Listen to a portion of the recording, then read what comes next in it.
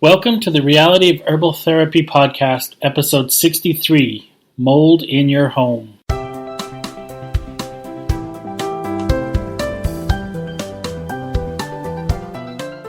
Lynn and I have been talking a little bit about mold. One of our daughters had a hot water heater break, and it flooded her house. And within 2-3 days, she had mold showing up in all sorts of places. Basically, mold comes up really, really quick. And now that we're splitting our time between New Mexico and Oregon, and we're here in Oregon right now, where there's a lot of mold, and we've had to kind of get used to it. We've been talking a bit about mold. So, Lynn, do you have anything right off to mention about the mold? Well, so being in Oregon, we are renting a house here, which is really fun, a fun new adventure. But the fun part of renting the house, I was reading through the contract on it, and it was, I don't know if it's the contract or the how to maintain the house or whatever, but it was talking about mold and how things you need to do to prevent mold. So being from New Mexico, I'm used to a very, very, very dry climate, and I never would have thought about these things that they had on the list for that, which actually applies to the things like happened with our daughter where the hot water heater exploded and water and everything. I mean, it could apply to anyone anywhere, but I was fascinated by the things they had on their list that I just would not have thought about for mold. So on the list, it said to keep your couches a little bit away from the wall so that mold doesn't grow behind them. Which me and my family just laughed at that. We thought that was pretty funny, but I guess it's a real thing or they wouldn't have put it in there. And I think it applies. So as I was reading through that, it's not just because I think it's a new fun thing, but there's a lot of people that are susceptible to mold and that it can make them very sick. And if they haven't thought about some of these details, it might help them. So another one was, beds off the floor, so not having your box springs on the floors. I guess some people do that.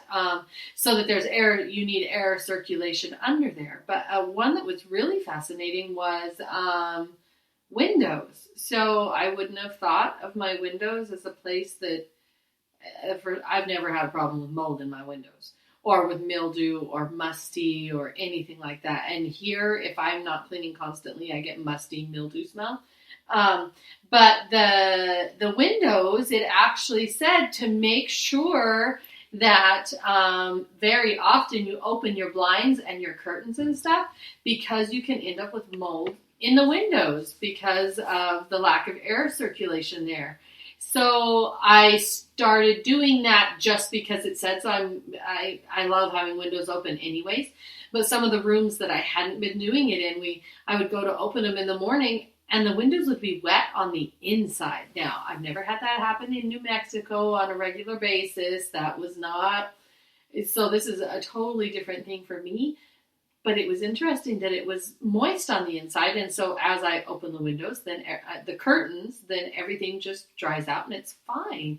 So I truly believe that could happen, that you could get mold in your window seals just from leaving your blinds shut or your curtains shut or whatever. I assume that just raising them a little bit might work to keep mold. Air circulation and stuff. Yeah. So yeah, I thought those were some really interesting things because my family's not used to living around a lot of mold or anything. Pine trees are covered in mold.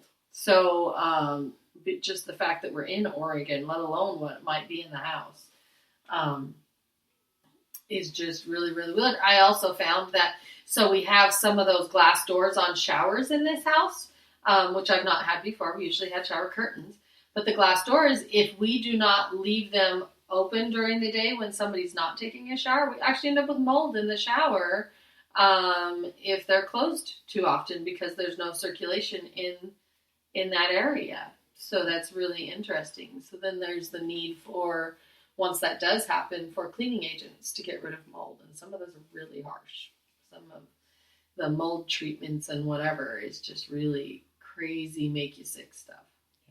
So while you brought that up, cleaning agents, some of the things to, let's talk about vinegar, vodka, and Norwex. How do those help with mold kind of thing? Okay, so I don't know exactly the background on why they work, but I just do know that they do work. So vinegar has a lovely smell for anybody who can't stand vinegar, and I only learned recently that some people have an allergy to vinegar, which I thought was interesting.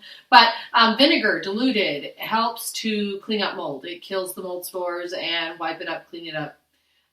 Get it out. So spray that wherever, so you dilute it, probably a tablespoon of vinegar per cup or two of water. I know if you Google it, there's all sorts of information on the exact numbers on that, depending on the severity of what you're cleaning up. But as a general rule, about a tablespoon per probably 2 cups of water. And then you can just spray it on things. It cleans cutting boards, like any eating surface. If you're worried about bacteria or mold or whatever it may be, it helps with that. It can help in the window seals. It can help everywhere. But one that I kind of prefer because it doesn't smell like vinegar is vodka. And it actually works very, very well. Years and years ago, I had a friend that she was very susceptible to mold. And she had said she did have mold in her window seals down in the runners. And that she had to wash them constantly to get it out. And then once we told her that vodka would help with that, she made a vodka solution and cleaned her window seals, and it didn't come back. So it actually, when she was cleaning them before, no matter what cleaning agent she was using, there was still residue of it left to breed more. And when she started using vodka, it actually cleared it up and it didn't come back as easily. I don't know if it took years for it to come back or what, but she wasn't having to do it on a monthly basis to keep her windows clear of the mold. So vodka is an awesome one. I'm a sprouter, so I do sprouts to eat. And I know one of the big concerns with sprouts that a lot of people have is mold growth that can possibly be in it. So I have an automatic sprouter. I put a little tiny bit of vodka in my sprouter, and it keeps me from getting mold in my sprouts, but it's edible. I don't get drunk off my sprouts, but so that's something I had done before that I knew worked with the vodka. So I love cleaning with vodka. But I like to add some kind of cleaning smell to it, just so that people don't think I'm drinking that stuff. Blah. And then the other one you mentioned was Norwex. So for anybody who doesn't know what Norwex is, that's a cleaning, I don't know if it's a cleaning product line, or I'm not a seller of it. I know people who sell this stuff, but I absolutely love it. So they have cleaning solutions, like products, like liquids and stuff that you can clean things with. But my favorite thing is their rags. So they have microfiber rags, so microfiber can pick up a whole lot of germs, spores, all sorts of stuff, and clear it off of any surface. But my favorite part about Norwex, the thing that sets their microfiber rags apart from others, is that they have silver laced through it. So they have silver laced through it, and when that rag sets, the silver disinfects the rag. So the silver kills whatever bacteria it picked up, kills whatever mold it picked up, kills whatever is in it. And that has been, oh my goodness, a saver in my life. Here in Oregon, so in New Mexico, when I would hang a towel in the bathroom after a shower, it would dry. Here in Oregon, it doesn't. I don't know what the difference is. I mean, there is humidity in the air. The altitude's different and everything, but the towels don't get dry. They just don't, hanging there. So then you get the musty, mildew, whatever. But anything that I have that is Norwex, because I don't have everything Norwex yet. They have towels, they have washcloths, they have bathroom cleaning rags. They have, oh my goodness, I love their stuff because the bacteria it kills, and their microfiber picks up smaller spores, and the sales pitch is amazing on the amount of stuff it can pick up is just crazy. But what I do have of Norwex, when I hang it, it never gets that nasty, nasty smell. At least not quickly or anything. So if I've not washed it for 3 months, then it might smell a little funny. But it really helps to kill those germs and bacterias and whatever. And Norwex works without using any chemicals to clean up. So they tout their, like, if you use their rags to mop, if you use their rags on the cupboard, if you use their rags on anything, it is all because of the microfiber. It cleans without chemicals. It cleans without, they claim even without, like what I was saying, the vinegar or the vodka, that it can do all of that cleaning with just the rag. And from my experience, it does. And I am very, very impressed with it. So people that may not want to go buy alcohol because they have beliefs against doing that, or that are allergic to vinegar or whatever, I know that Norwex can be a little pricey, but they have like year guarantees on anything you buy, like from them. And I have been so impressed with it in keeping my house, germ and bacteria, the bad stuff, down. I am not a germaphobe or a germ freak, or I do not have to have my house perfect, but if you are one of those, you would love Norwex. So that's, for me, that's my, I love Norwex. I am willing to pay the prices that they want for it because of what it clears up and does in my life and how it makes us feel.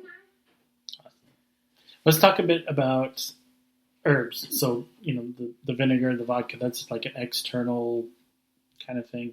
So internally, so like with us, after being here, we've been here, like 3 months, it started to get, the rainy season came on and stuff, and the kids picked up a cough that just wouldn't go away. Yeah. And so we had somebody that told us about, it's probably the mold coming off of the trees, mold in the air. Yeah, so we're breathing in mold spores, so then it's in our nose and in our lungs and in our whatever, and we're not used to that. So people that are here in Oregon have developed an immunity to that. They can handle it. They live with it. But I've actually been surprised at how many people I've met that deal with problems like this, and they've lived here 12 years and they still suffer from some things that are mold related. So they get used to it and they just live with it. They just live with the pain and live with the sneeze or live with the cough or live with the wheezing or whatever it may be. So yes, we did learn to do some things because we started getting sick, and I don't like to be sick, and with all the kids, they don't like to be sick either. So we had to figure out kind of what were the things we needed to do to keep ourselves healthy and to combat all of that. So Fection was huge. We had to take Dr. James's Fection because that is a probiotic. It helps to build the immune system. It's also an anti-inflammatory, all that other stuff. It helps. It really, really helped our bodies to build up the immunity to the mold. But then we also found we had to kind of combat in our throat and our nose, the parts where you're breathing in the stuff. We had to be able to combat some of that. And so some of the things that we've done is a friend told me about Osha root. I think it's OSHA, Osha root extract. So I got some of that, and I would spray it in my throat or put a little bit of a drop or two in water, and put it in my nose. I mean, that sounds absolutely horrible. But like they have little sprayers that you can spray stuff up your nose. Basically, most of those are mold inhibitors. So salt water would do that. Oh, I can imagine that would feel amazing. And then the Osha root does that, and it feels amazing, but doesn't taste very good. Neither does salt water. Vinegar also does that. I personally don't like to ingest alcohol very much, so I haven't tried vodka in my nose. You probably could, but you always dilute it. Straight vinegar in your nose, oh my goodness, that's a red hot poker up your nose. No matter what you put in your nose, if your sinuses are feeling dry or painful or itchy for sure, it could be the mold. But if you put water in your nose and you don't know, if it does not hurt, then that is not what you need to fix whatever's going on. If it hurts, if it feels like it's a dry sponge and it's soaking up all that water and just the rush is the pain of whatever, if it makes your eyeballs feel like they're on fire, that is usually a sign that it's dehydrated and that just all sorts of stuff. But having a drop of vinegar in it or a drop of the OSHA in it or salt water in it makes it so that it kills the mold spores. So then you're not battling mold spores along with dry sinuses or along with whatever else. So it really helps to, it's almost like disinfecting the sinuses. I know that vinegar also helps to reset the pH. So it resets the pH in your sinus cavity and stuff to be able to battle it on its own. Does that make sense? Kind of to be able to help with that. So there's so many solutions, but you got to get that in you. So I guess tea honey, Dr. James's tea honey, and really helped. Tea honey and iodine were huge in drinking it or getting it in to go down my throat. So I love Dr. James's cough syrup. At first we thought, okay, cough syrup is going to be the answer because this is a cough. The cough syrup was absolutely amazing, but until we started doing something that specifically says it kills mold, our sore throats wouldn't go away. And stuff. So I really think it had to do with the mold spores in the air and stuff. Because the cough syrup was absolutely amazing. When I combined that with, then the kids were drinking tea honey with iodine and or using some of the OSHA extract in the throat or whatever. All of those things that help to kill the mold or the bacteria was a really big deal. Really big deal and really helped with that. Well, thank you for sharing all that on mold. It was really helpful. If you guys have any questions, just let us know and we would love to answer them. And we will talk to you guys next time.